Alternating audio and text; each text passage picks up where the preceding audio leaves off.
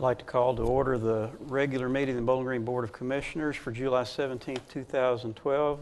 You're welcome to stand with me if you like while we provide an invocation. At the close of the invocation, we have two young men, Boy Scouts from Troop 555 at the Greenwood Park Church of Christ, Jesse and Jace Talley, who will lead us in the Pledge of Allegiance. So you're welcome to join me.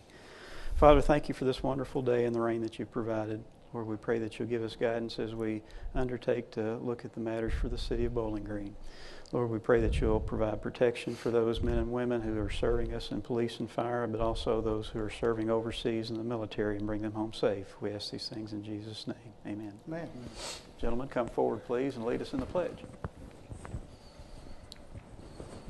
Allegiance to the flag of the United States of America and to the republic for which it stands, one nation, under God, indivisible, with liberty and justice for all. Thank you, gentlemen. We appreciate it. Good job, guys. Ms. Schaller, please call the roll. Commissioner Nash. Here. Commissioner Waltrip. Here. Commissioner Denny. Here. Commissioner Hill. Here. Mayor Wilkerson. Here. Do we have any awards and recognitions tonight, Mr. Operation Pride. Pride. Operation Pride, Mr. Ray, come on up and give us another one. Good evening, Mayor, Commissioners. I have one award this evening. We have a commercial award, and it is for First Baptist Church. It's at 621 East 12th Street, and everybody knows at the corner of Broadway or 12th Street and Chestnut Street. They went and did a project, planted some trees and some shrubs and some flowers, put in some new mulch. I have a PowerPoint presentation this evening, but we don't have a computer for me to show it. I will put the slides on my website tomorrow. But this evening I have Mike Huffman with the church, and he's on the landscape committee, and his son, John Michael, who helped in the project doing the watering and thing. I'd like for them to come up to accept the award.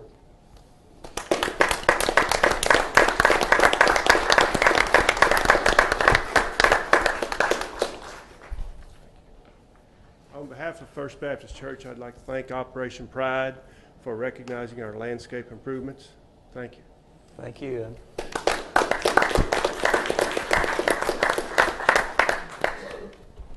The only other thing that I have this evening is that I've been talking to several of your people and listening to some other people in the community about the Broadway location there at High Street. And I'm meeting with a group of Boy Scouts this week on Friday, and we're going to try and help you all a little bit out on that project like we did at Gary Farms Boulevard. I don't know if we'll be able to put as much into it, but we are going to help you all get it squared away and hopefully at a point where it's manageable and be able to be maintained on a regular basis. Thank you, Mr. Lackey. We appreciate it. My pleasure. Mr. Febo, do you have any comments tonight? Two items, Mayor. The first will be a need for an executive session, and Kate will read the reason why. Pursuant to KRS 621A10B for deliberations on the future acquisition of real property by the city, but only when publicity would likely affect the value of the specific piece of property to be acquired for public use. So moved. Second. Motion by Nash, second by Hill. Please call the roll.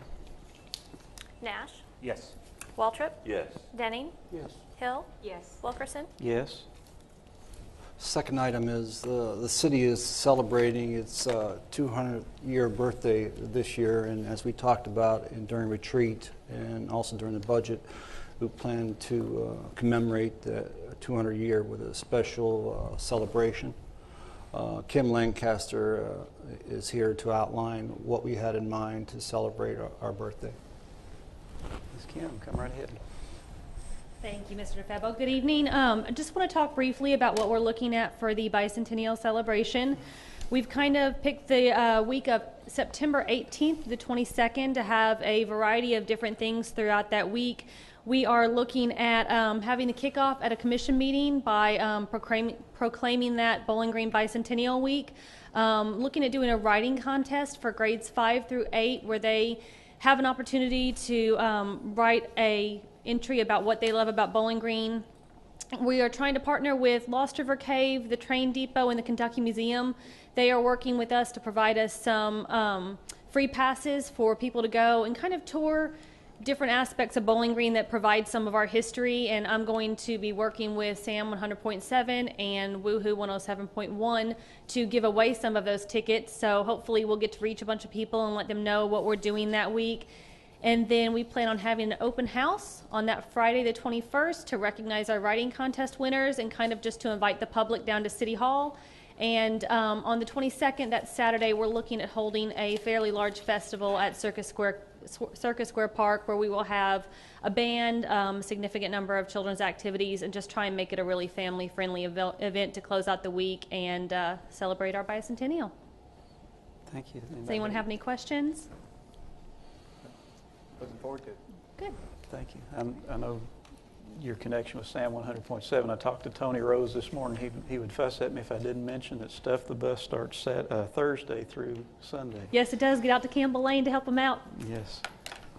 Thank you very much. Anything else, Mr. DeFebo? No, Mayor. Thank you. Approval of minutes for the special meeting from July 3rd of 2012. So moved. Motion by Denning, second by Waltrip. Is any discussion? Please call the roll. Nash, Yes. Waltrip, Yes. Denning, Yes. Hill. Yes. Wilkerson. Abstain since I was not present for the meeting. Next item is our public comment section. We have time for public comments. If there's anyone in the audience who would like to comment on an item that's not on tonight's agenda, we invite them to step forward to the microphone at this time. Is anyone here to speak? Yes, sir. If you'd give us your name and address, please. Yanko Emery, 1001 Stonewood Circle. Go right ahead, sir. I'm reading here from the July 7th edition of our Daily News. It says that Bowling Green Police Department responded to 159 calls regarding the fireworks between the Tuesday, so it was between Tuesday, Wednesday, and Thursday, the 3rd, 4th, and 5th of July. And then it also says that they issued 31 warnings but no citations. In addition to that, they're quoting the Officer Ward, who is the spokesman for the department. He says, there were no citations issued last year by the department either. Mostly we want everyone to be safe and have no damage to life or property. I wonder how they do that. How do they ensure that? That comment makes no sense. What troubles me is that, first I want to commend you for eliminating this behavior to these few days, which was almost a week this year. Second, 4th of July was as bad in our neighborhood, if not worse than last year. A war zone. My family likes fireworks just like any other law-abiding citizen. I will go and watch it professionally done. I don't want my neighbors, waking up our children. It's just ridiculous. They're breaking the law. I'm not. I don't want to be put on a spot to have to go police my neighborhood. It makes me wonder about the mentality of the people that live here. And if that hurts somebody's feelings, I'm sorry. But why do we have an ordinance that you are either unwilling to enforce or cannot enforce? I question that. I would like to know what's in it for the city, what's in it for you. If I can. What do you mean, what's in it for us? Why allow this behavior? I mean, why do we need this ordinance that kind of, we're telling you can't do it, but police will not issue citation unless they see it. I, as the owner of the property, am perfectly willing to be responsible for what takes place on my property. They issued 31 warnings, no citations. I know at least one family in my neighborhood just a block away that was talked to 2 nights in a row, July 4th and July 5th. So if they gave him the warning the first night, what did they do the second night? Nothing. That makes no sense. So that's my question. Why allow it at all? 99% of people in the city are doing it legally. We need to, let's be real about this. Makes no sense. I'm sorry, I don't think the clerk got the spelling of your last name there. Could you? EMEDI. Thank you, sir. The bottom line is they are breaking the law. The questions you have, I think, are more appropriately directed to the police department if they didn't respond in an appropriate way at that issue. We're here to accept your comments, and Right. we're happy But to. the thing, who wrote the ordinance as it is? Well, those are the comments that we would like to hear from you. But this is an opportunity for you to make your statement, so that's what we'll allow you to do this evening. I would just like some answers, The questions that you have probably, I know that the police chief is not here tonight, but he would be happy to make an appointment with you to talk to you about the specific instance, about why it was not enforced or what was happened in that particular item. No, but the whole idea of having to catch them in an act, that makes no sense. And then for me to have arguments with my neighbors who are uncooperative, that's just, I'm sorry. Thank you. I understand. Thank you for your comments, Mr. Emmett. We appreciate it. Anyone else?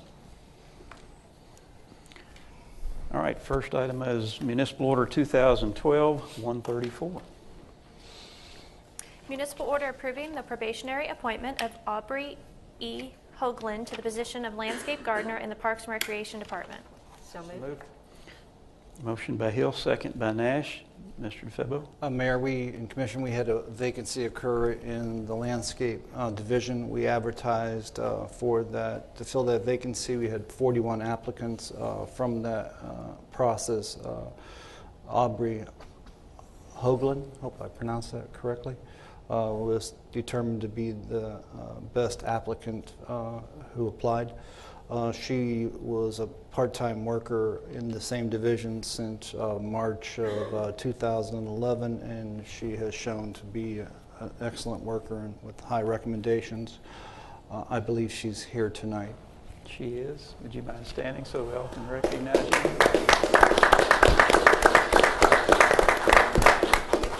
Thank you for coming. Any comments or discussion? Please call the roll. Nash, Yes. Waltrip, Yes. Denning, Yes. Hill, Yes. Wilkerson. Yes. Congratulations. Municipal Order 2012-135. Municipal order approving the probationary appointment of Kimberly S. Ives to the position of Office Associate in the Human Resources and Risk Management Department. So moved. Second. Motion by Nash and second by Waltrip. Mr. DeFebo. With the movement of Quentin Norris to WKU, Tiger Tooley took Quentin's spot, creating a vacancy in a position that Tiger formerly held. Mike discerned that we had an applicant in the department, Kim Ives, who was working part-time.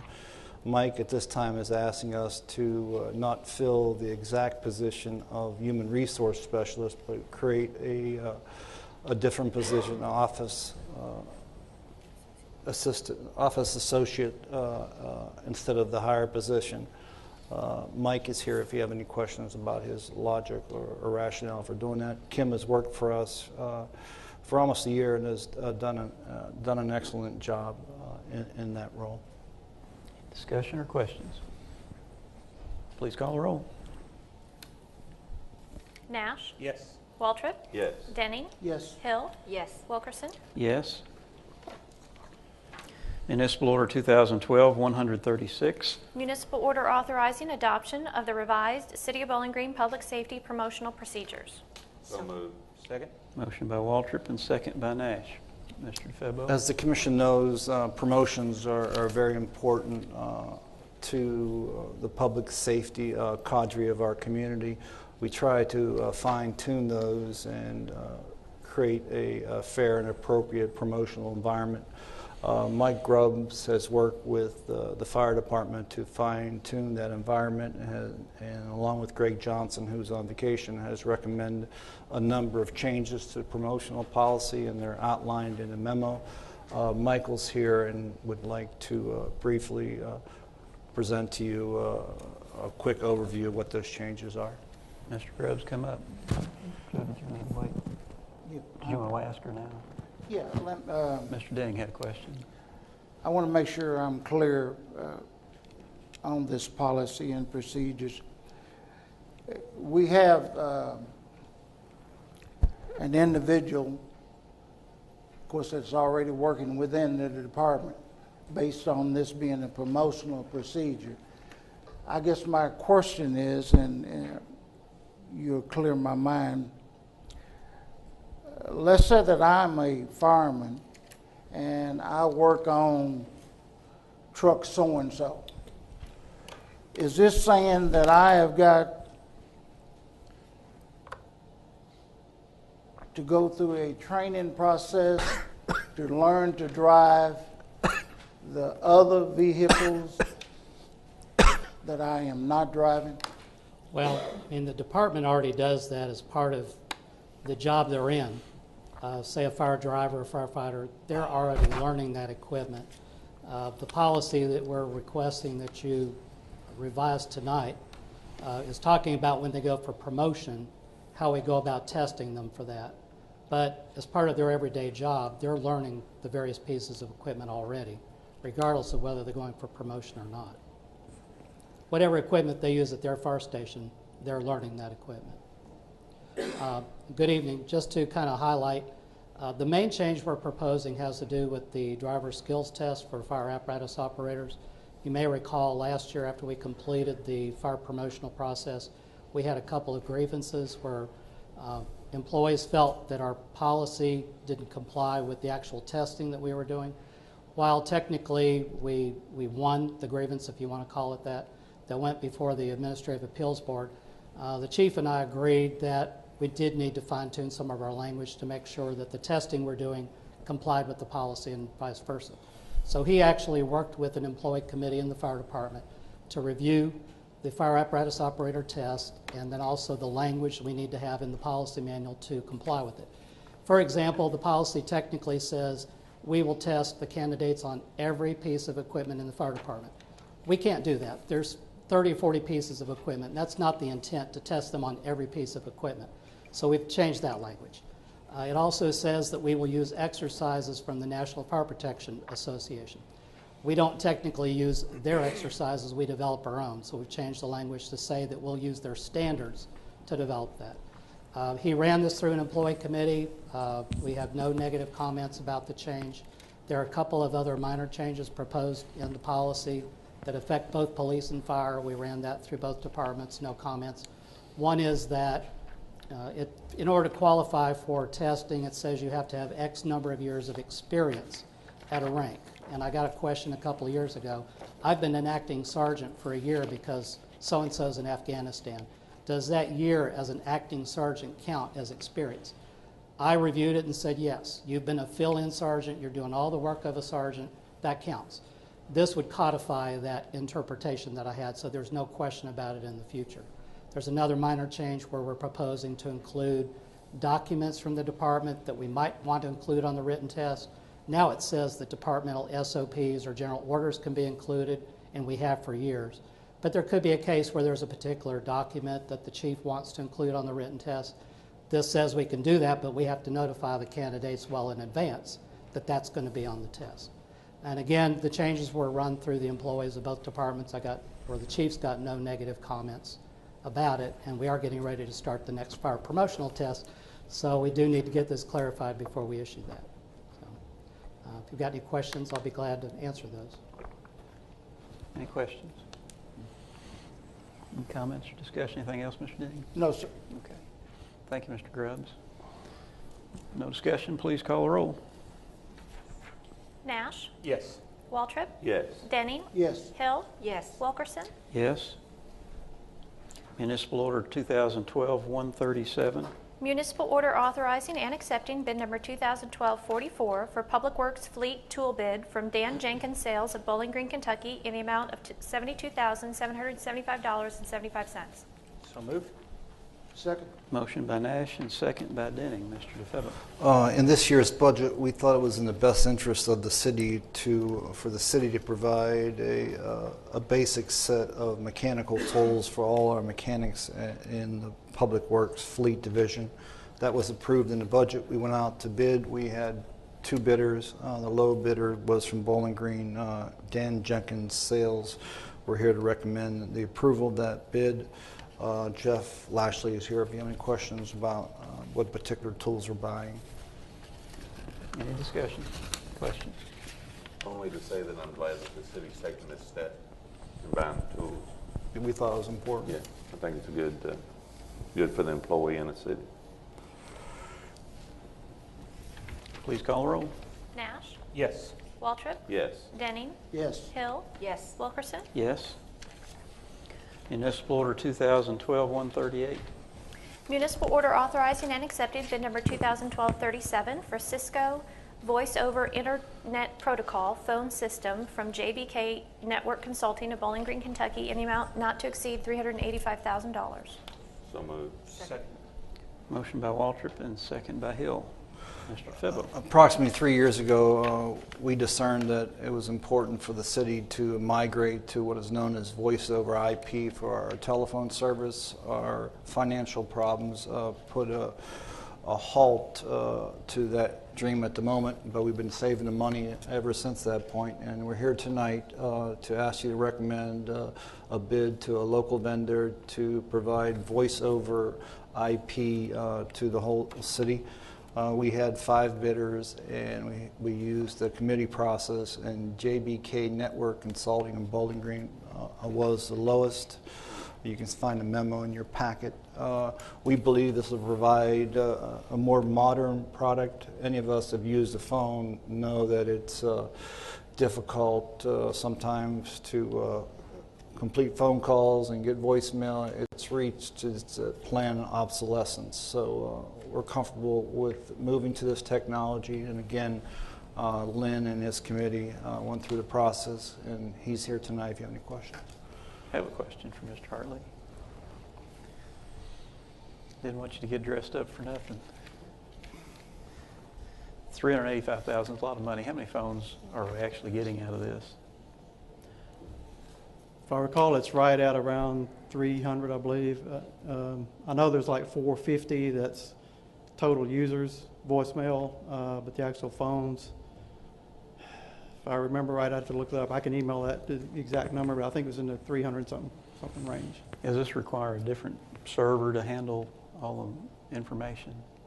Yes, it includes, that's part of the package deal. It includes what's called a call manager that will handle all of the incoming calls and as well as the voicemail, and we'll have a redundancy also, one located at Greenwood for backup. So this is located here. I think I read others. We have a... This will be, as far as kind of like IT, it'll be almost like another application. It'll be on servers located in the annex, so it'll move. I think currently most of the equipment is in the Public Works Department. This will move over to annex and be protected in our data center. Does it require rewiring, or can we use existing? What we've done there, the phones will connect to the data ports where the PCs connect to now. So as a kind of a precursor to going out on bid, it didn't matter who won the bid. There was some preliminary work that we decided to go ahead and do last fiscal year, which was basically wherever there was a current phone but there was no PC or data port, we went ahead and ran those connections. So those drops are pretty much everything's already in place now for that. So. Thank you. Anyone else? Please call the roll. Nash, Yes. Waltrip, Yes. Denning, Yes. Hill, Yes. Wilkerson. Yes. Municipal Order 2012-139. Municipal order authorizing and accepting bid number 2012-46 for Lambkin Park Backstop Project from Fleener Brothers of Litchfield, Kentucky in the amount of $39,250. So moved. Second. Motion by Hill, second by Nash. Mr. DeFebo. The city, as the commission knows, has made a strong commitment to ball sports, and we do that by trying to provide the best facilities that we can. We're here tonight to ask you to approve a bid to put new backstops for 2 dugouts and backstops at the Lampkin Field 1 and 2. Paul Correa is here if you have any questions, but it's a project that's long been needed, and it's in our capital plan, and we have the money this year to do it, and we feel it needs to be done. Any discussion, questions? Please call the roll.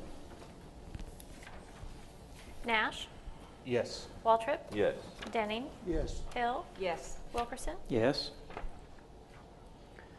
Municipal Order 2012-140. Municipal order approving service agreement with Dialogic Communications Corporation doing business as Cassidian Communications related to the continuation of its communicator technology for use by the City of Bowling Green Police Department. So moved. Second. Motion by Waltrip and second by Nash. Mr. Febo. One of the capabilities of our Find a Police Department is the ability to communicate to segregated elements of the community, certain neighborhoods, certain sections of the community, certain population base, and we do that by using a software that used to be called the Communicator software. It was sold by Dialogic and now is called Cassidian. That cost $11,000 a year to provide that communication to specialized groups during emergencies or to blocks of people. And that's for a 3-year contract, renewable at a cost of $11,000 a year. Any discussion? Please call the roll. Nash, Yes. Waltrip, Yes. Denning, Yes. Hill, Yes. Wilkerson. Yes. Municipal Order 2012-141. Municipal order authorizing and approving the annual dues payment in the amount of $29,034 to Barren River Area Development District for fiscal year 2013. So moved. Motion by Nash, second by Hill. Mr. DeFebo. The city is part of an area development district. It's called BRAD in our area. To support their operation and for the services they provide to the district, the city, as well as everyone else, is assessed 50 cents per head per capita. Bowling Green's growing a little bit. Our cost this year at 50 cents a head is $29,034. Brent is here, a former employee of BRAD, if you have any questions. Brent, could you briefly explain what BRAD does for us?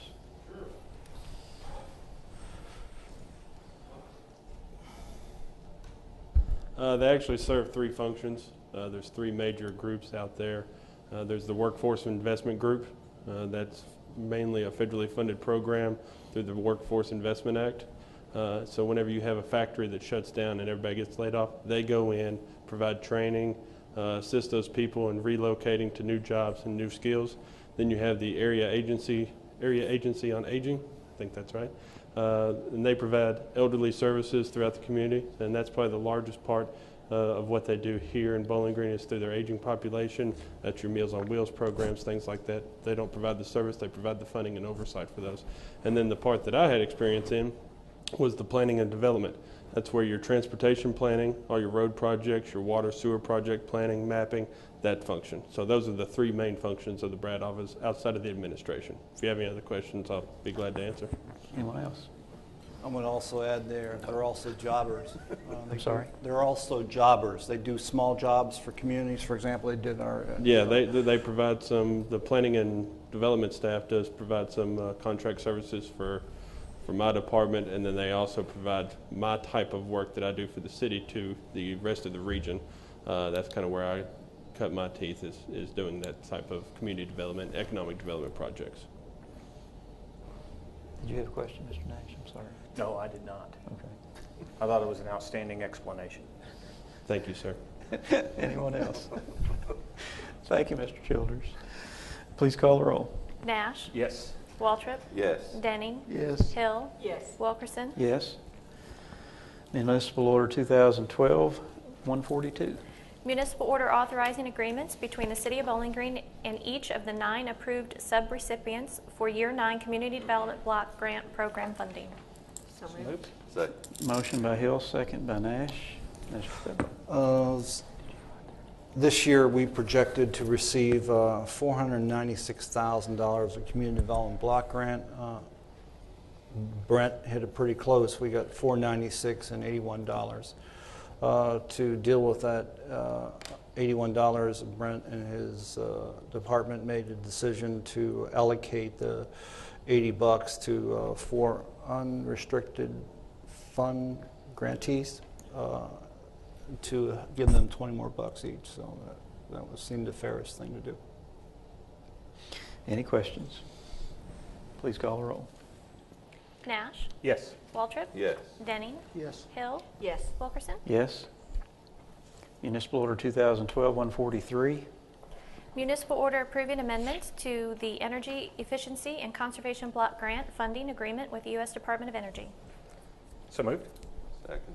Motion by Nash and second by Waltrip. Mr. DeFebo. One of the elements of the stimulus, the old stimulus program that was first presented back in 2009 was to award what was known as Energy Efficiency and Conservation Block Grants. We received money for that. We had a recipe of who we were going to give it to, including retrofitting of city buildings, a bike-friendly community, mini grant program which Brad administered, financial incentives to assist local businesses, and a carpool and ride-sharing service. All of those have had currency except the bike-friendly community, which never seemed to get legs and get off the ground. So we have $5,000 more, and we thought it was best to allocate that to the city building retrofit since it was such a small amount, and I know we can put that to use here, saving energy and saving money for the taxpayers. So we're reprogramming $5,000. Brent is here if you have any questions. Any questions, discussion? Please call the roll. Nash, Yes. Waltrip, Yes. Denning, Yes. Hill, Yes. Wilkerson. Yes. Municipal order, this is the first reading of ordinance 2012-23. Ordinance closing a public right-of-way. Ordinance approving the closing of an alley adjacent to Old 6th Avenue and bounded by 6th Avenue, 7th Avenue, Kentucky Street, and Center Street. So moved. Second. Motion by Hill, second by Denning.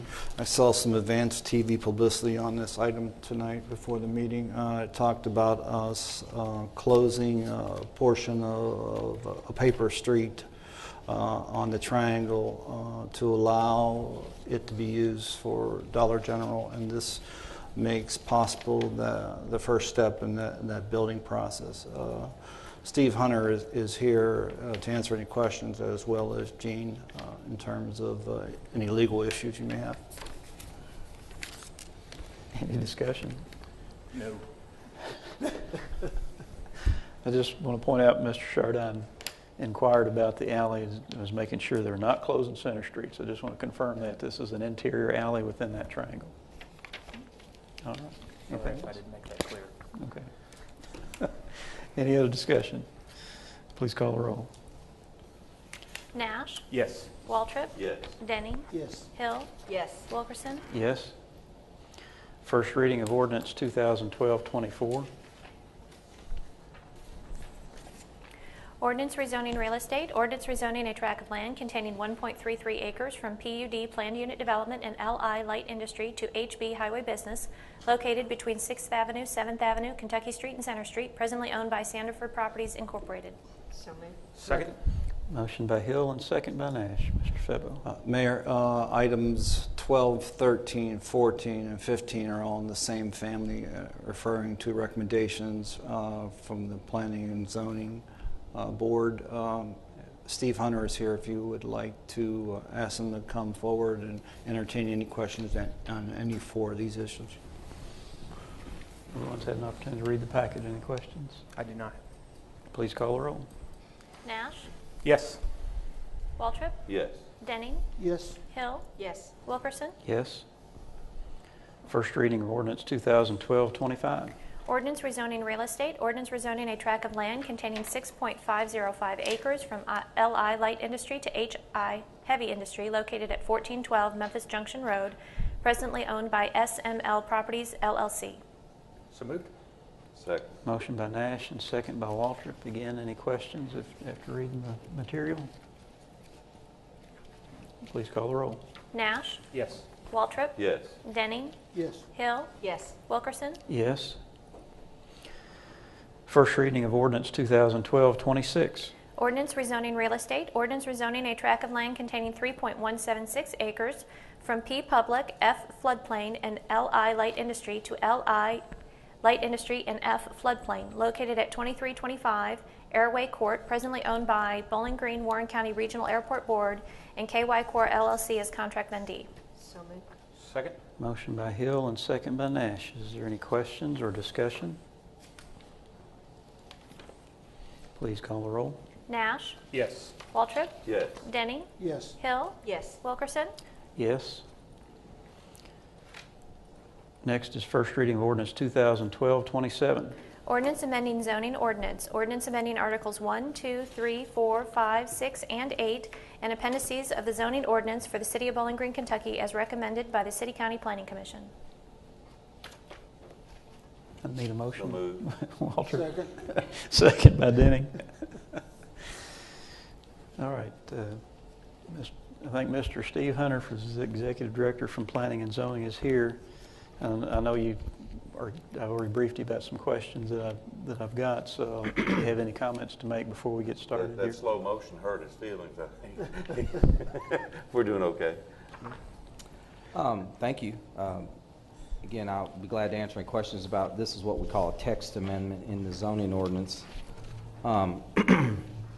It started off, funny enough, as after the comprehensive plan was passed. I think we all realized we needed to amend the zoning ordinance for a handful of items, namely the 2,000-foot sewer rule, the conservation style development that we're going to allow out in the county without zone changes, the billboard moratorium that's in place. We finally got a new language on how we're going to address new billboards.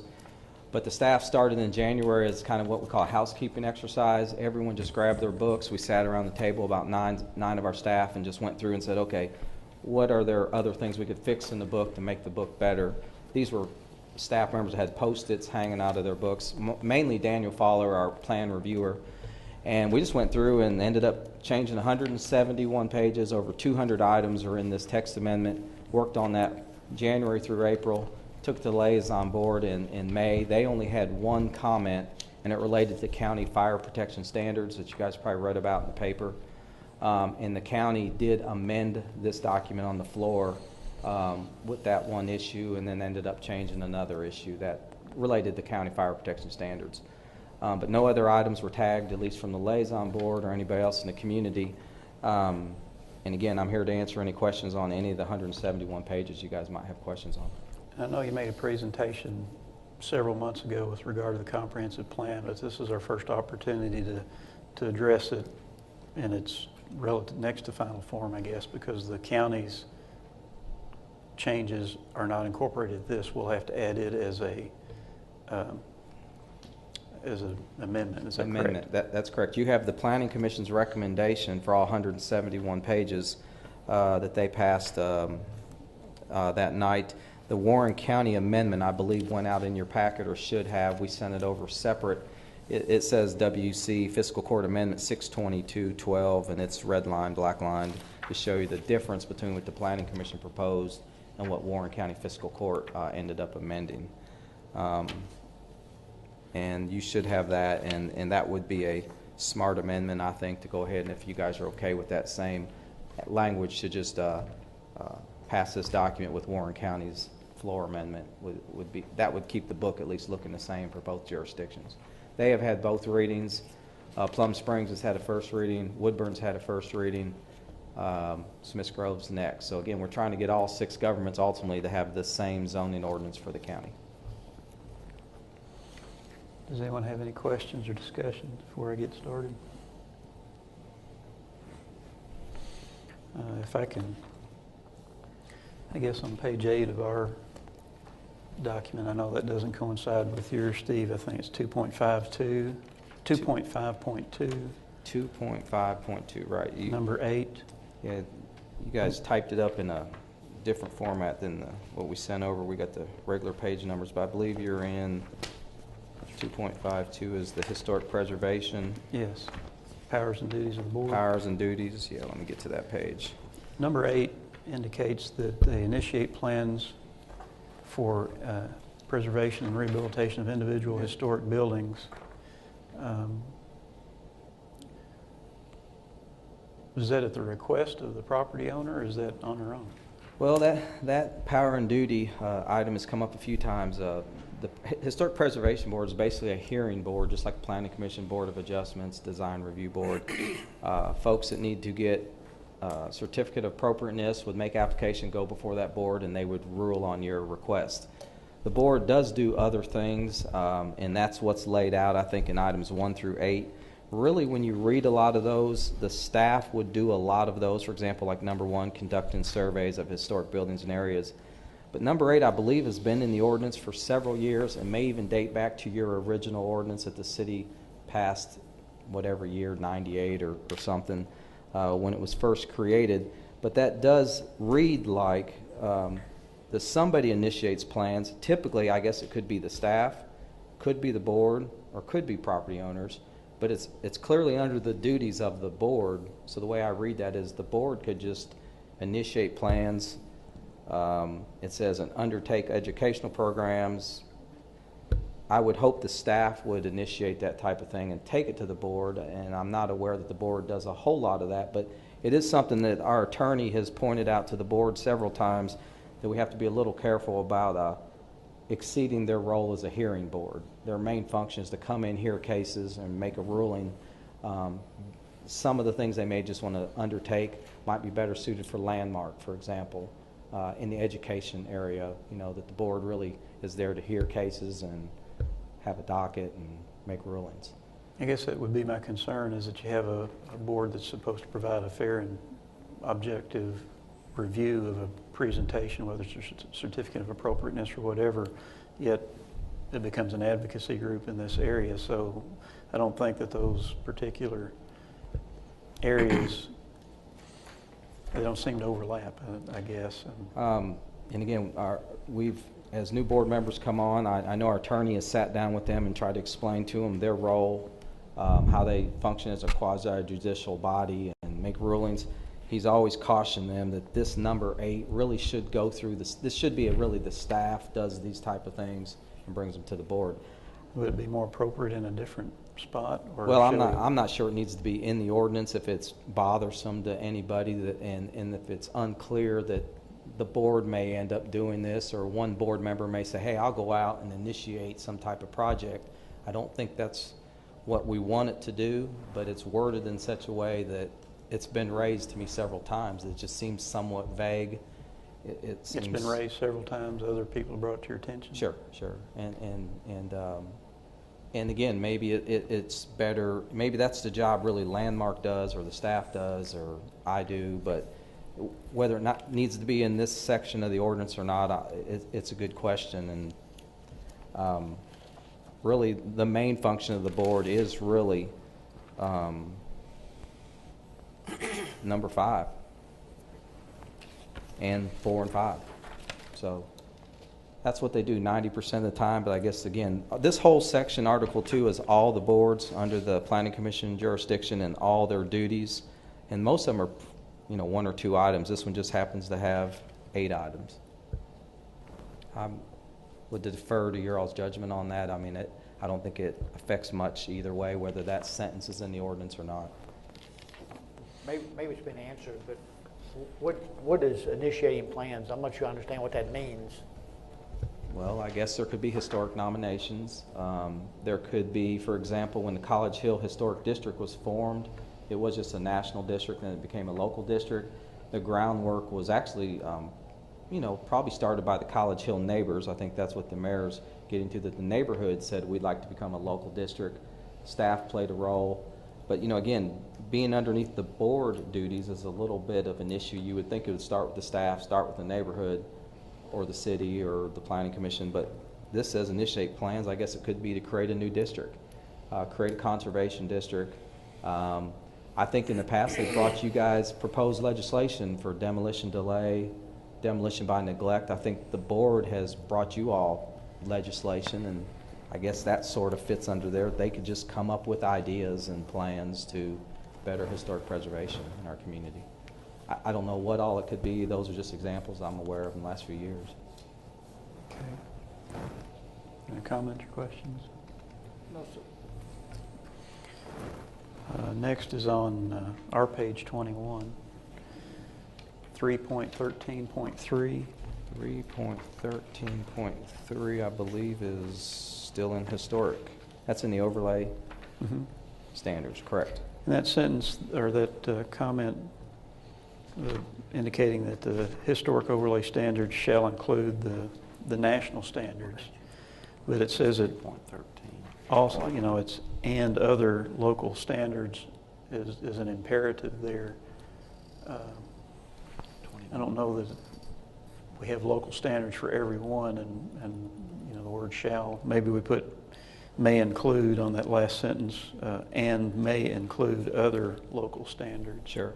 As you can see, what changed in this paragraph, we use the word guidelines. We're substituting the word guidelines for the word standards, because as you get further into Article 4, the overlay has been kind of beefed up with more standards. And then you can see the old terminology for Secretary of Interior standards for rehab and now has broke into these other terms, guidelines for the treatment as well as sustainability for rehab and historic buildings.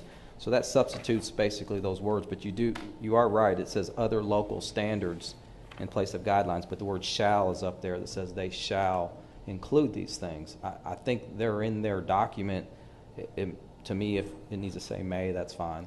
I think what it was trying to say is it includes the federal language and it includes another document that's done locally, which is basically our historic guidelines. It's the 93 document. I agree with you, but I don't think we want to demand local guidelines if they're not necessary. So. May works fine for me. Okay. If that's what y'all want. Next is our page 53. That's in 4.9.2H. It's conservation areas. Yeah, and again, the page, two pages prior, this is brand new text that is from the new comprehensive plan that said we're going to have conservation development in Warren County, all over the county outside the future land use area. This is a brand new product that a lot of folks are excited about, that basically will allow you to create a subdivision without zoning your property if you're kind of out in those outlying areas of Warren County. You would not be in the southern part of the county or in the core of Bowling Green. You're out on a farm somewhere, and you can go forward and develop your farm. If you promise to put half of the property away in a conservation easement for 20 years, you're allowed to develop the other half of the farm very densely if you go on sewer, and more densely than you could today on septic. You could create smaller than 1 acre lots. You can have narrower streets than we currently allow in the subregs. The subregs are deviated somewhat, so you basically can go out and build a rural subdivision, optional street, sidewalks, curb gutters, street lights, and you basically get to develop half your farm for the promise of keeping the other in a 20-year conservation easement. And you would not have to zone your property. You go straight to plat and build your subdivision. The trade-off is we get to preserve some prime farmland for 20 years, and the developer gets to go out and build denser on one half the farm without zoning this property. So these standards were created with 3 planning commissioners, 3 magistrates, and 3 liaison board members drafted these standards. And then the page I think you're asking about, Mayor, relates to either the types of conservation or duration or the buffer, I guess. Yeah, the duration. Duration, yes, yeah. You remember our discussion about that. It's a minimum of, or at least 20 years. 20 years. But at the end of that 20-year period, even if the landowner indicated it was in perpetuity, they could come back and ask for that to come back. For the reason why I ask that is I don't know what this community will need 50 years from now. We may be, instead of 68,000, 168,000, and that land would be important to develop. So yeah, I would imagine a developer would, since it's a 40-acre threshold to start, would probably come in and develop 40 and not 50 or not 60 or not 100. They'd probably start with 40. I don't know why they'd start bigger. They'd put 20 in the conservation easement. If they put it in a perpetual easement, I would wonder why they didn't choose 20. I would imagine most folks are going to come in and say, I'll just do the 20 years. But if they were in the PACE program or the CREP program, or they build an amenity that they thought the property owners would want forever, use the Old Stone example, you know, that would be a perfect example where you develop half of it. The golf course could have been the conservation area that's not being developed. It's an amenity for the development. They may say, look, that needs to stay forever. So I think that gives the developer the option to do 20 years or do longer. But clearly, way it's probably going to work as a plat note, I would imagine, restrictive covenant, some type of deed note. So I would think the developer could come back in, and if he did put in a perpetual easement or duration, he could come back and say, look, I've decided to time that out and develop the other half of the farm. I would imagine most folks are going to put it in 20 years with some kind of sunset clause language where 20 years one day, it's gone and I can develop the other half of the farm. But it's not our intention that anything be more than 20 years. And maybe it's not worded exactly right. Maybe Gene needs to take a look at that and help us out. I mean, we had 9 novices around the table as we crafted this language. And the goal was it was 20 years, and everything after that's optional. Okay. I have a question Yes, related sir. to that, Mayor. What we currently deal with a lot of times are that standards that we observe today were not observed 20 years ago. The city struggles with that on an ongoing basis related to sidewalks and curb and gutter. What you're proposing, doesn't that create the potential for that problem 20 years from now? Well, it's a good question. I think when a development comes in under this form of style development, you're going to come in and design a subdivision. Let's just make it real simple. Maybe you're just going to have 18 lots on a cul-de-sac out in the county. You're going to choose some development patterns, style of lots. They might be less than 1 acre. You might have a joint septic recovery area. But what you're going to say is on the other half of the farm, I'm going to keep that there for 20 years and develop at a denser rate. You get a density bonus here, possibly 400% if you're on sewer. But the style would probably be related to the lot size, street widths, pavement depths, and I don't see those would deviate too much. If a new standard came forward, you've built that subdivision at a place and time like we did maybe 30 years ago with the subdivision. Everything's optional. They might put sidewalks, curb gutter, and streetlights. They might not. So I think the things that I see that could be real flexible would probably be the street, the lot size, the structure type, possibly. Are they not mandated now to put in sidewalks? They are in certain type of residential developments, but this type of development would not have any standards associated with it except for pretty basic standards. That's what concerns me. They could be 1 acre or less and have a style home that there's no zone change, so there'll be no binding elements. The developer would sort of choose the style of development. These could be high-end developments. These could be just starter homes on a single cul-de-sac with a narrow road. These can be narrow and 24-foot roads too. These can be 18-foot wide roads. And again, I think if you look at the map where these are allowed, these are going to be way out in the county, in the rural parts of Warren County. And I get that, but way out in the county 20 years from now may not feel like way out in the county. That's correct. I talked to some of the older people in the community who, refer to the mall as being way out at one point, and it seems like a stone's throw now. It seems like we're giving up an awful lot in order to preserve some land that some entity, whether it's the Board of Commissioners or the county magistrates or whatever may exist 20 years from now in this county, is going to have to deal with then. Everything that you mentioned street width, I can't remember the particular name of the road, but we dealt with it out by Old Porter Pike and Porter Pike. The school board brought forward an issue. We talked about taking cars off the road, but then the houses weren't built to accommodate as many cars as are out there. Every time we take a summer stroll, somebody asks for a sidewalk. Mm-hmm. And it seems like this very thing that you're proposing is contrary to what we deal with on a regular basis. That's correct. What's interesting, I guess, thinking forward is if one of these were built on the edge of the city, and then at some point the city grew around it and someone said, hey, I want to be annexed in the city, it's very likely these standards would not meet your standards, and I'm not sure you guys could accept the road into your network. But the subregs have been amended to bring these standards in, and the county is okay with it. The county road standard is 18 foot, for example. So these would be 18-foot wide streets, and that's typically what they would build out in the county. That is their minimum, or that is the width you'd need to build a new county road. The subregs say all new streets in the city, subdivisions, commercial, are 24-foot wide. And but this deviates from that standard for this style of development. This was really a trade-off if you think back to the comprehensive plan. we put a land use map into play and said, hey, in this part of the county is where you're going to get to do residential. This is where you're going to do commercial. The rest of the county is going to stay ag.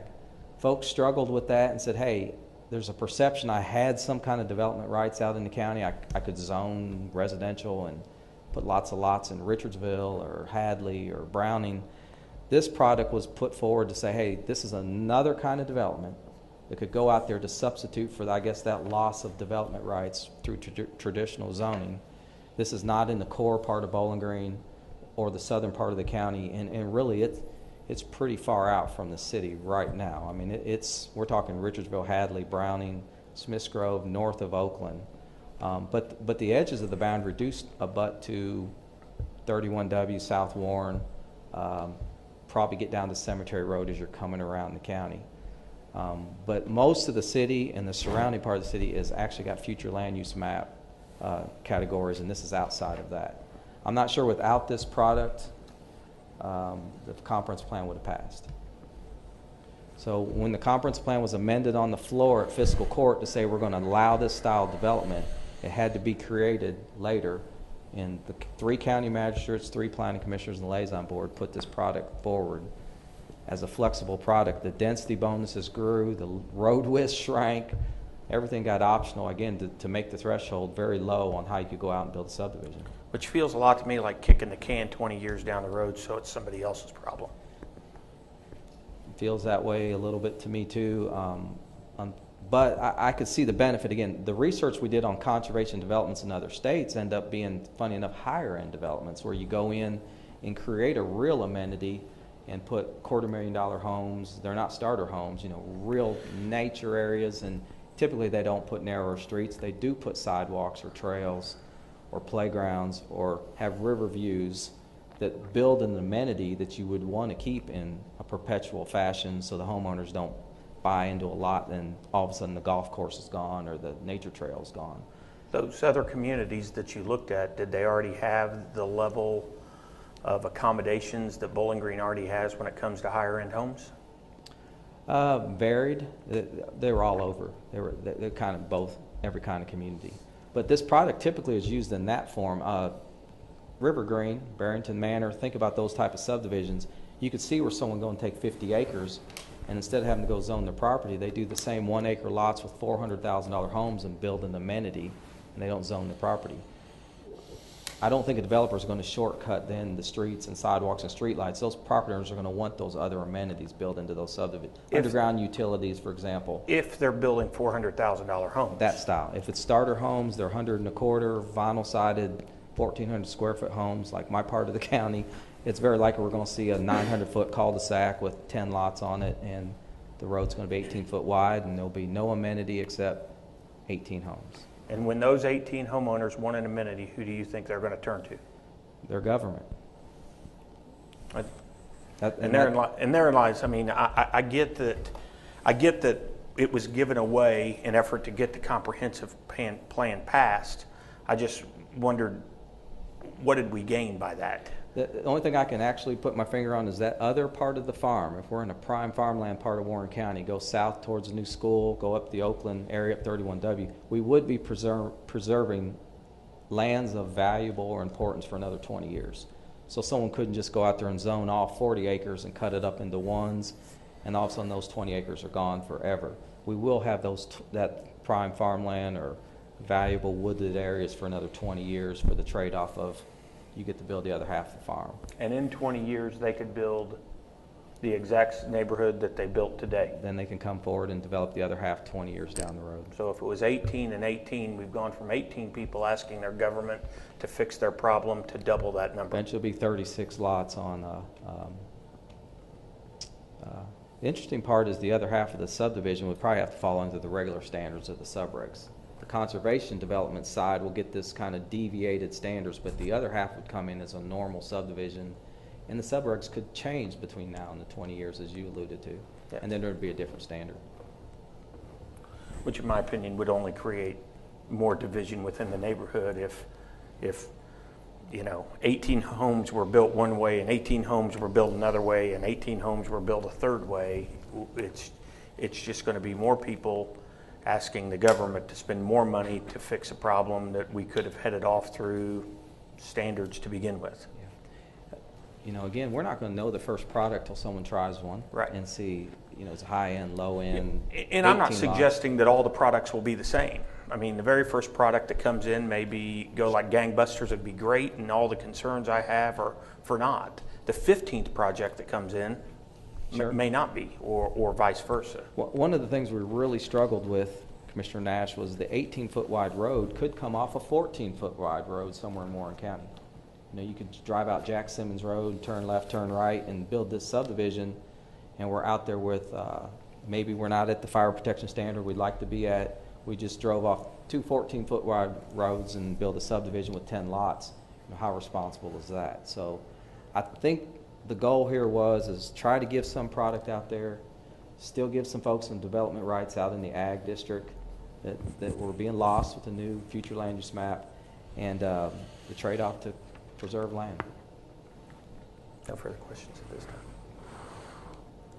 Okay, just got a couple more things on page 62, which is ours, and I think it's 4.9. I can't tell whether it's 4 or 3. It looks like it's marked out there. It has to do with the prohibited uses in the historic district.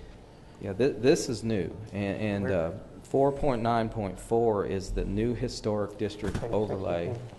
Is that correct? I'm You're sorry. in the historic district overlay. Correct. You can see in the crossed out section, the historic district overlay really didn't have much to it. It just basically said we have a historic district and it's an overlay and a little generic statement. Miranda and her board spent some time to actually build some structure to the overlay, very similar to Lovers Lane, Cemetery Road, the other overlays. And what they did was very creative here. They came up on the page that the mayor's referring to a list of prohibited uses for the overlay. And that's very similar to Cemetery Road. There's certain things we're not going to allow on Cemetery Road or Lovers Lane. So then on top of that, instead of one list of prohibited uses, they broke it into 3 lists for the 4 different districts. And Chestnut Dodd, Upper East Main is one grouping, and then College Hill's another, and then downtown commercial is another. And they came up with things that they did not want to see from this day forward be developed in those areas. For example, College Hill, as you know, we had an issue here not too long ago with group living. You can see now that would not be prohibited in the College Hill district to have a group living facility even go forward with an application. It'd just be a prohibited type of use. But each one of these groupings now have certain things that would not be allowed in certain historic districts.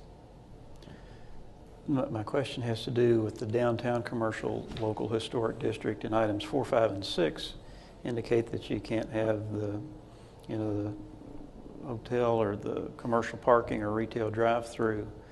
And I guess I'm kind of confused because I thought the downtown areas where the Helm Hotel was, and we have commercial parking and banks down there with drive-throughs. I don't want to, even though they may be grandfathered in, I don't want them to feel unwelcome in a downtown business area. The way this is worded, there couldn't, if someone tomorrow came forward or after this was adopted and said, I want to build a commercial parking lot downtown, it would be prohibited use. I don't want to 100% speak for the board, the Historic Preservation Board, or Miranda Clemens, our Historic Preservation Planner, but some of the thinking that, and I was involved in talking with Miranda, she sees a difference between motels and hotels. So if you turn the page back, you see it's very unlikely it's going to happen in the College Hill, but it says one of the prohibited uses would be hotel, motels, extended stay, and RV parks. Probably not going to happen in the College Hill, but when you get to downtown, they took off the word hotels but left motels. So there is a difference. I think you all have a difference maybe with how you license those, but clearly I think we want to have hotels downtown. Okay. But motels will not be allowed, and I'm probably the wrong one standing here and tell you the difference between a hotel and a motel, but I think it's the height. But extended stays, again, depending on the type of facility, we may want it. Commercial parking, a lot of debate on that. obviously we want commercial parking downtown, but what Miranda did not want to see is that somebody could go in and raise two buildings, take two buildings down and just create a commercial parking lot. That is not positive in her or the board's opinion for downtown. So again, if someone, and you got to remember where their district is downtown. It's not the whole TIF, doesn't go down to 7th Street, the downtown historic area. It's basically the square, shoots down Main Street a little bit towards BGMU's new building. And what they don't want to see is basically, I guess, what we see across from the federal building, across from the Justice Center. We just have parking lots where there used to be building stock. So by saying no commercial parking, I think they mean that the whole lot is a parking lot. But it also, I guess, could mean we couldn't build another parking structure. So probably wasn't worded very well. But her goal was we didn't want to see someone tear, a whole building down and just have a gap downtown somewhere and have a parking lot on the square. I think that was the intent. We may just not have got there the right way.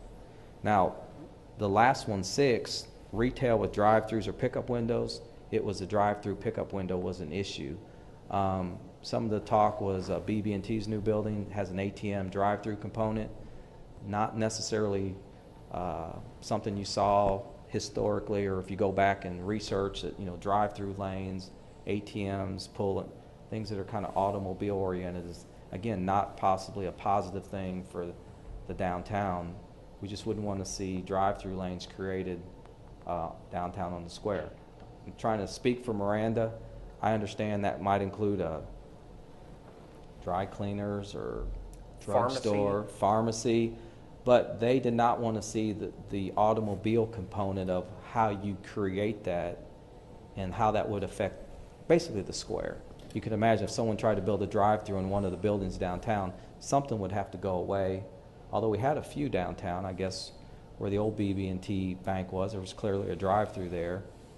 But before that, there used to be a building there. So I think the goal here is if you allow these things, someone could just take a building down and create a drive-through window or a drive-through lane somewhere along that loop on the square.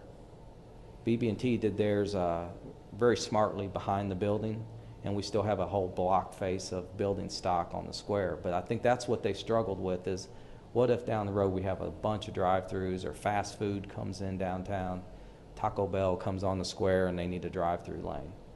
How does that work in a historic district, specifically the downtown square? So I understand where they're coming from. When you say limits to the square, you're talking about the buildings facing the square. Pretty much that's the facing district. Main Street down to BGMU. Yeah, that's pretty much the historic district on the square. It comes up, I say up, but down State Street a tad bit to the furniture store. Probably United is in there too. So it kind of goes, it's a little bit of State, probably comes over and catches the courthouse. So it might be 10th too. I don't have the boundary in front of me, but it's probably 10th in the square. Doesn't go past the square to past the alley, and it goes down Main Street towards the railroad tracks. It's kind of an odd boundary on the square. But this would basically say, yeah, you could not have motels, commercial parking lots, retail with drive-throughs, and even number 7 says fuel stations. Maybe that's too far, and we need to back up on those and think about them and let the COA process be the way we deal with that. If someone wanted to come in and do one of these, let's go through the hearing process, and like we did with BB&T, and maybe there's a way we can meet in the middle on with the drive-through and still meet the historic district intent. But these type of modern uses, I think they struggle with on what would happen to the square if someone came in and built a drive-through. It's interesting to me because not all of them are modern. I mean, one of the things that we argued about a few years ago, and we ended up with a very expensive bathroom, was to preserve what used to be a filling station.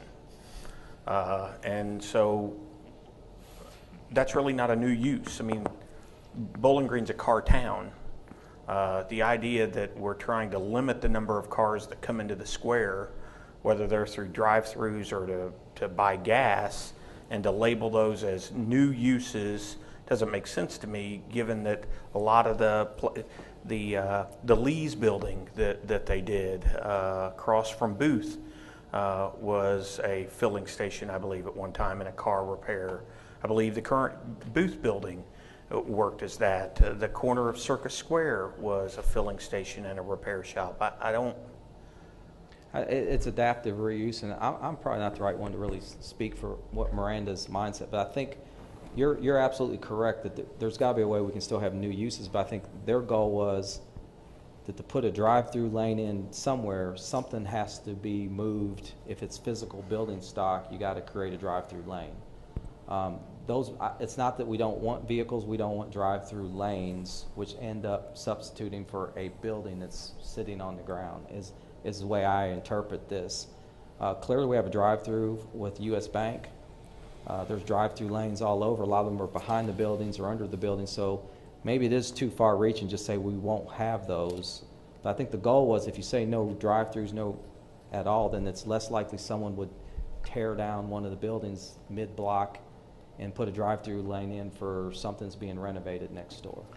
Why isn't it just as feasible to do like we do now, and that is that people submit plans, a group of community members by board, by appointment, review those plans and then make a determination? I agree. I don't think I want to see every building on the square turn into a drive-through. Every other building would be torn down to accommodate a drive-through.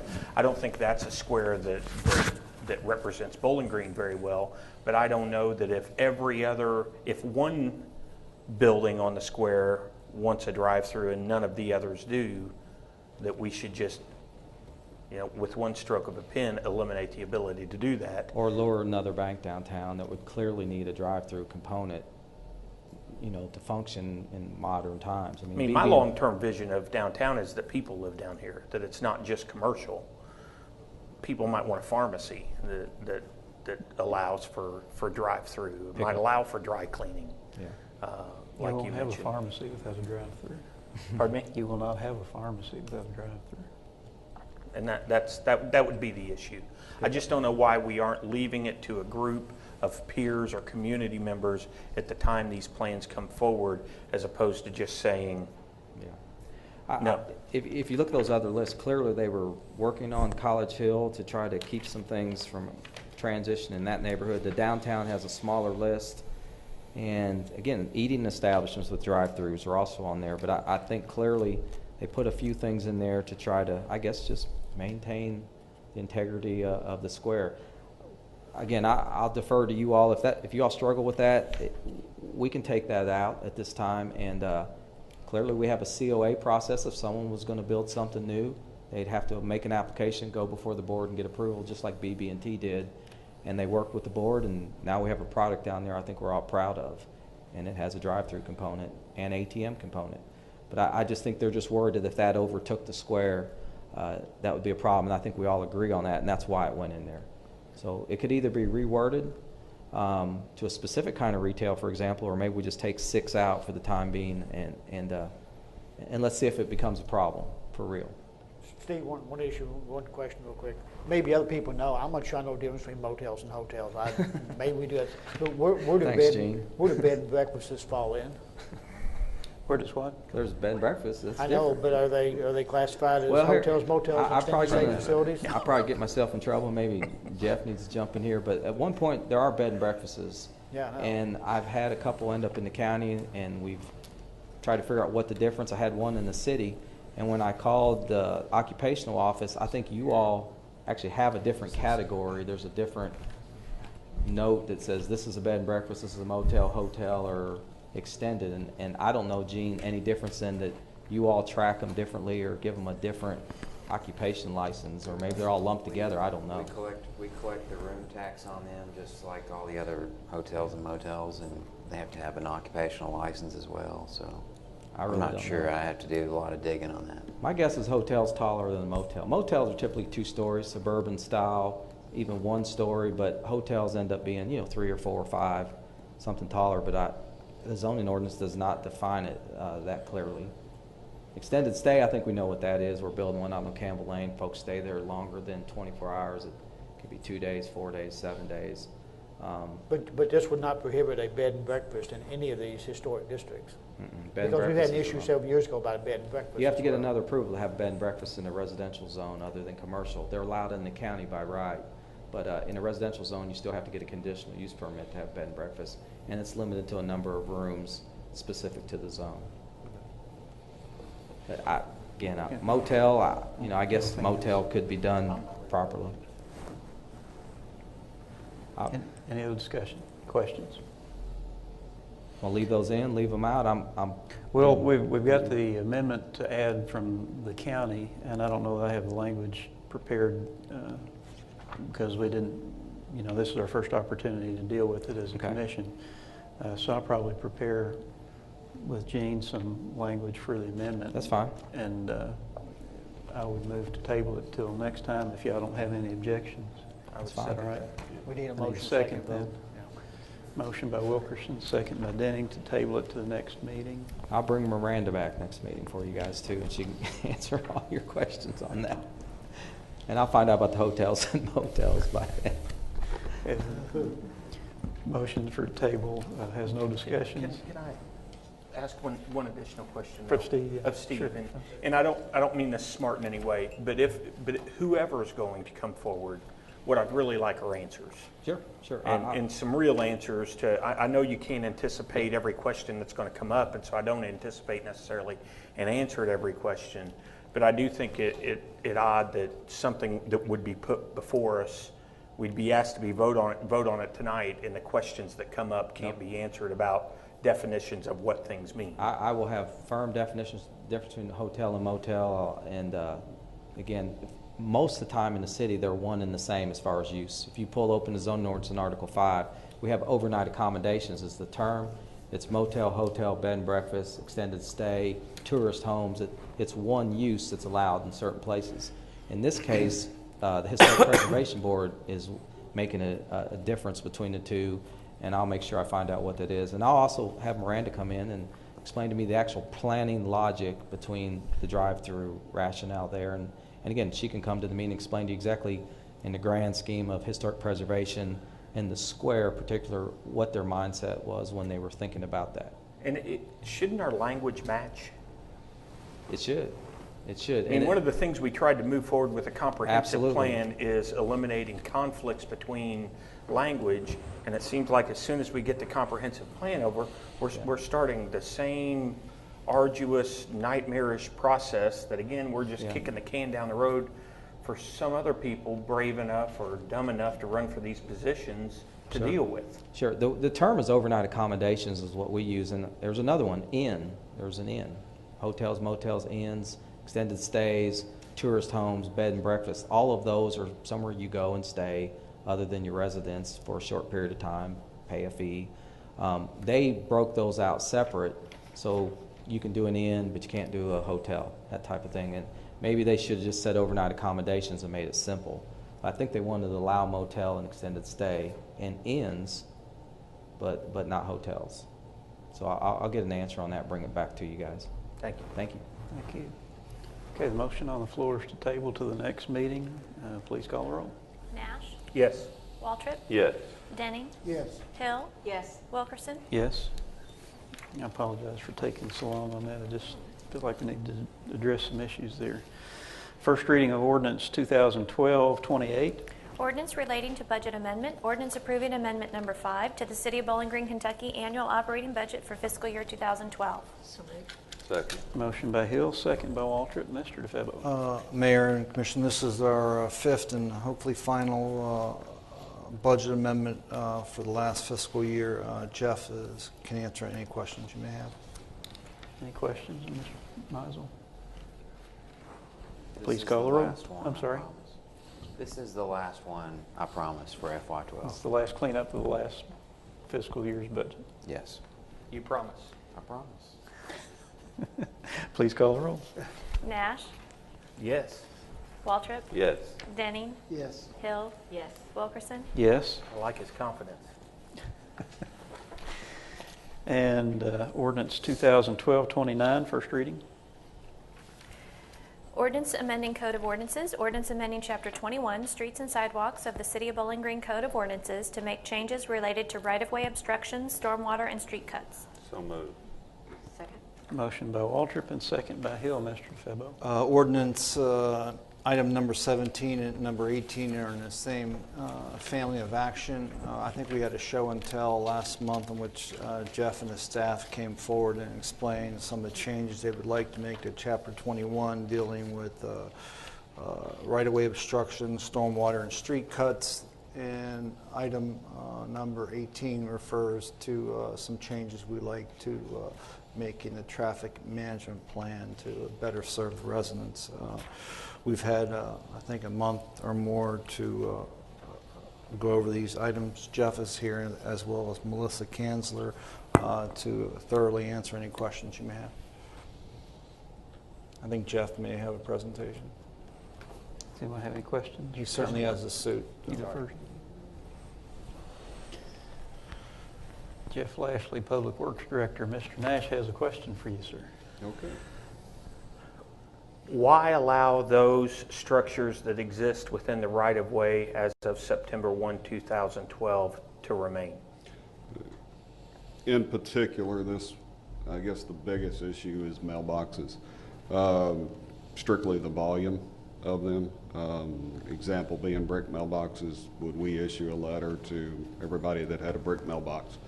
And okay, as of such and such date, you had to remove these. Understood. So we felt like we needed some means of,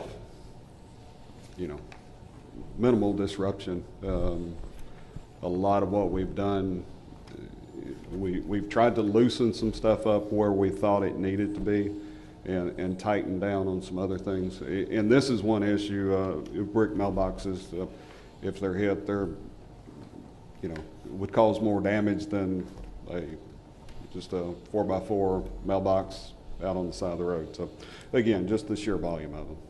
Makes sense then. Thank you. Nothing else. In the same vein, if something gets torn down, they get a year to rebuild it, even if it's in the...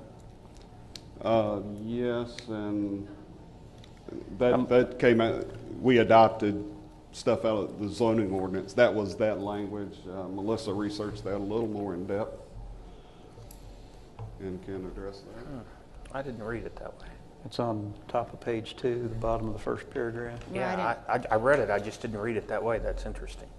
It really tries to kind of align with the zoning ordinance, which also prohibits brick mailboxes. So, and they don't specifically call out brick mailboxes in that statement, but if it's a non-conforming structure, and it's involuntary, somebody else runs over it, they can put it back up in that time frame. And rather than, make that time frame different, we just stuck with what the zoning ordinance, which is adopted by our ordinance, and just left it uniform.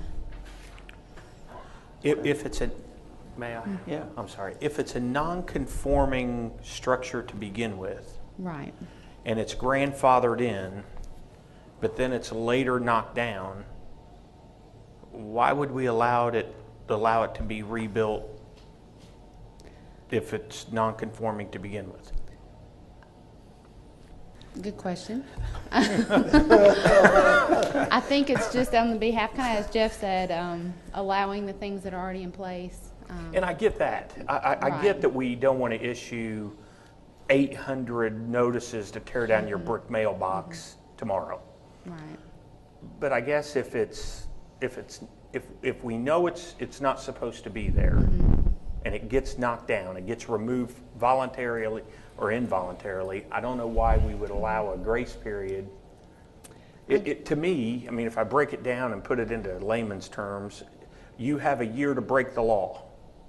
I see what you're saying there. I guess this is one of the instances we're trying to kind of be more lenient on the property owners, and we know if it's not their fault, if somebody was speeding and ran over their brick mailbox, that they spent $1,000 on. That's why it's an involuntary right, thing. Involuntary. They didn't purposefully take it down to build it bigger. That's why it got ran over, because it's in the way in the first place. Well, yes. And you also have to recall, used were illegal. Some of these were probably not illegal when they were put in. I understand that. Okay. But I guess that's where the grandfathering to me makes sense. But the reestablishing of it, if it gets knocked down, does not. Well, I'll let them answer legal questions. I'll give you maybe a personal issue. I live in a neighborhood that had that. I had a brick mailbox that got knocked down twice. I did not replace that, and I was the only person in the neighborhood that didn't have a brick mailbox. So appearances may be one thing too, but mine got knocked down twice. But I think let Steve answer too. But I think, due process issues too. If it was there legally before, it's kind of hard to tell a property owner that if you've got something though legally, and somebody else, through no fault of your own, knocks it down, that you can't replace it. Okay. There's a comment made that it coincided with the zoning ordinance. I think, Mr. Henry, you're here to help us on that. Yeah, this is tricky stuff right here, and I guess this is what I'm supposed to know. Unfortunately, I don't have every page here in my book because we only changed one page of this. But Article 6 of the zoning ordinance deals with nonconformities. It's 3 pages long.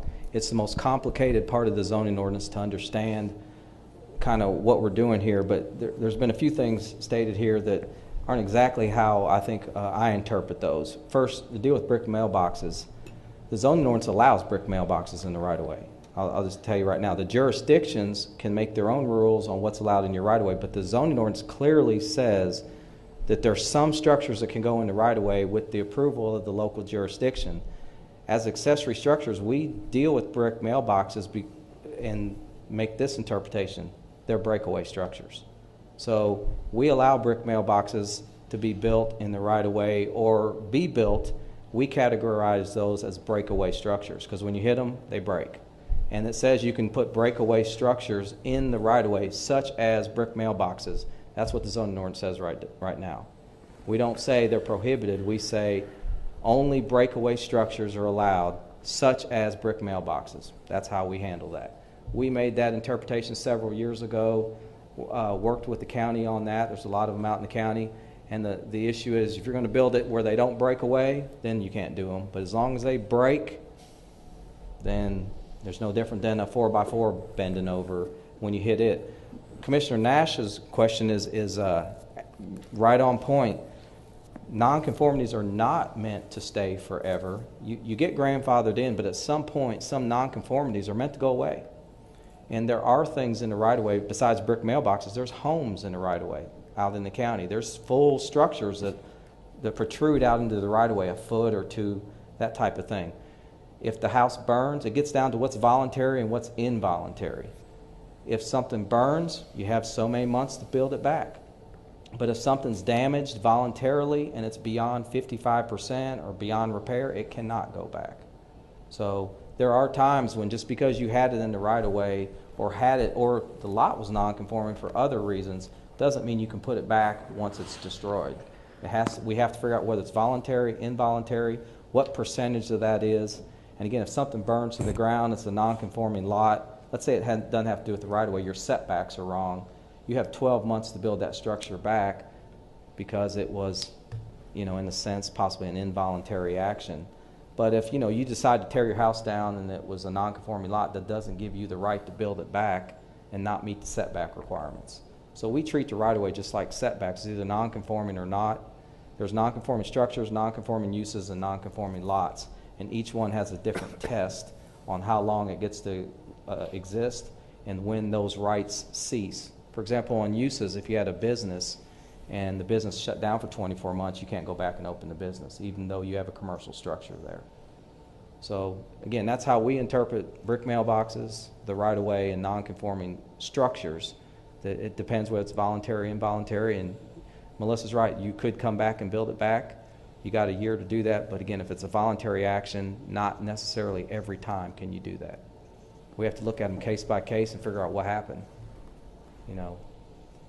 And that's what the zoning ordinance says on page 1 of Article 6 when it starts with non-conforming structures. Now, how we tie it in with your all's document is a little tricky, but again, I would defer to the local jurisdiction every time on the right-of-way. Zoning is really about everything outside the right-of-way, and when we have a provision that we're in the right-of-way, these guys make the call on that, on exactly how we treat the right-of-way.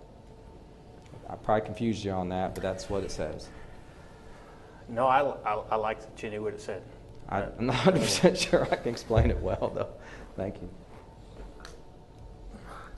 I don't know what the answer is. The grandfathering makes sense to me. It didn't initially, but when Jeff says we're going to issue all these citations to tear down mailboxes, that doesn't seem to make sense to me. But the idea that we're going to reestablish something that we know is non-conforming,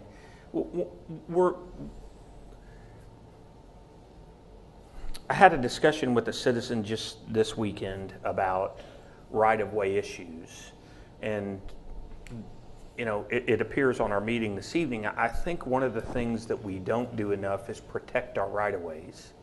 And what I mean by that is many people purchase property and assume that they own everything that they see out to the road, and they don't. And I think by allowing non-conforming things to be established or reestablished sends the wrong message. Then later, if there is some type of expansion where the right-of-way is needed, then you get into the whole argument, well, but it's my yard. You know, there's the rose bush I planted in honor of my mother when she passed away. And who wants to go out and tell you to tear down your mom's rose bush? I don't. And so I think that we have to have some kind of plan that does a better job of delineating between what the property owner owns and what the property owner doesn't own, despite the fact that they may maintain it. And I don't know, I wish I could tell you I had the answer. I don't. It doesn't seem to make sense to me on this limited issue of rebuilding something, but you know, Gene tells me there's due process in issues like this, and I surely don't want there to be more lawsuits. And you know, we'll be glad to take another look at that if we need to. As far as the problems and enforcing what's in our right-of-way, that's the issue at hand. We have so many obstructions on right-of-way, and that's how the ordinance did read. Any obstruction was not allowed. So we're trying to back off from that, because some things like that rose bush, you know, they don't cause a site visibility problem. They're not in the way of any of our ops ditch projects or sidewalk projects. So, you know, they're not causing a problem. So we didn't want to say any obstruction, and because it's impossible to enforce, number one. Right. We have one guy that responds to these requests, and it's just impossible. So I think that's what we're trying to do here, and we're looking at the things that cause the more safety concerns or possibly interfere with what we're trying to do to maintain, you know, stormwater or our walkability with our sidewalks, or road improvements. Okay. So, you know, but we will entertain any changes, you know, that you see. One other thing that we are attempting to do through this process is some public education. We're working on, I believe we presented a brochure, or did we not? Okay, we had been working on a brochure, information for the citizens so they could better understand what is a right-of-way, what can you do, what can't you do. So that I think that addresses or starts to approach some of your concerns that you voiced with education of the public. Yeah, I don't want to come across as overtly critical. Like, I mean, I see the dilemma. I just wanted to ask the questions and see what thought process has gone through to get us to Fair this question. point. Any other discussion? Only given the discussion that we've had and the dilemmas and all the enforcement or no enforcement, I'd be inclined to go ahead and approve this. So, just work with it the best we can. All right, please call the roll. Nash, Yes. Waltrip, Yes. Denning, Yes. Hill. Yes. Wilkerson. Yes. And first reading of ordinance 2012-30. Ordinance amending Code of Ordinances, ordinance amending Chapter 22, Traffic and Motor Vehicles of the City of Bowling Green Code of Ordinances related to on-street parking. So moved. Motion by Nash and second by Hill. Anytime we've had a walkabout or a stroll, it seems that parking is always an issue. So Jeff and his staff tried to put together some changes in this particular ordinance that helps to mitigate some of those problems of larger vehicles and tighter streets. Jeff, you want to give a preamble, please? The ordinance changes were very minor in this. Part of our standards, we have a traffic management manual, so a lot of the language went in there regarding these parking. So we added some language, parked over an hour without a special permit, and then we address that in more detail in that manual, and several pages worth of that. Mark Absher hit the high points of that in our June 19th meeting. Does this take care of or hope to take care of the College View problem we heard last night? Again, a lot of what the what drove this was commercial vehicles parked on right-of-ways over long periods of time. That addresses this. I may not have been in the same conversation on the College View, so I heard some discussion about parking. I know we are working on a parking change with the neighborhood. Okay. But again, I wasn't part of, I didn't. Karen referenced it Right, last night. and I know but, we're yeah. working on something there, but this is different. Okay. Any other discussion? Only one question, I'm sorry. No problem. Get tired of listening to myself. I can't imagine other people. No comments, Melinda. There are several places within this ordinance where it says within a certain number of feet, and then it says a larger number of feet is recommended. If the larger number of feet is recommended, why don't we just have that in there? A lot of times we're pushed for space, and we establish at least a minimum. Typically is what we're dealing on that. This meets minimum standard. Okay. It might be preferable. An example would be parking stall widths. A lot of books would say you can make those 8.5 feet, but that would fit a compact car. If you're building lining off parking spaces in a mall, you'd want wider spaces so you could get in and out of the car. So the lower number does meet the standard? The minimum standard. Okay. The other probably works just a little better. Like Jeff, I promise I'm done. Any other discussion? Please call the roll. Nash, Yes. Waltrip, Yes. Denning, Yes. Hill, yes, Wilkerson. Yes. That's the last item on the agenda. We'll take a 5-minute recess and go into closed No session. vote will be required. No vote will be required. Be no vote. So you won't have to stick around. Thank you for tuning in. We'll recess for a few minutes.